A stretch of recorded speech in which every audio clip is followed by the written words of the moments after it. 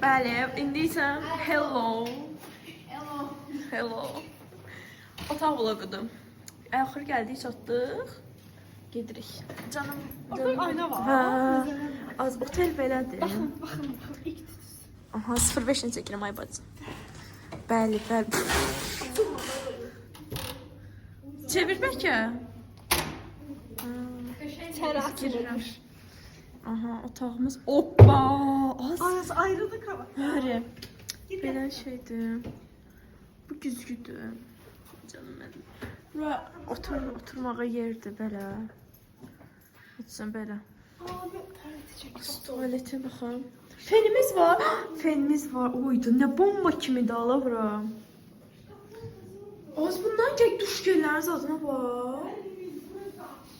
Oydu bomba kimi. Hara qaçın?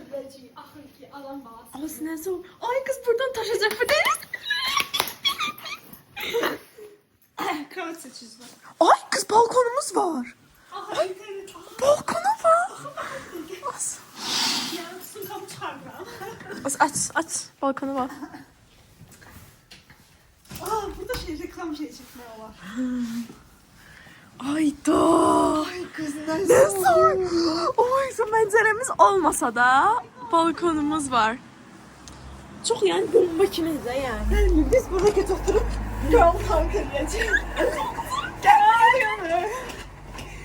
Ay bomba kimidir. Bu otel bizim keçən getdiyimiz oteldən daha yaxşıdır yani. Bence de. Ama manzarası yoktu. Eybi yok. O tarafa bakalım. Ama o birisine milyon kat çok Benim süperdi. manzaram buradadır. Ben ona bakacağım. Kim de oraya bakar? Bəli, belə. Az kapımızı Bomba kimi.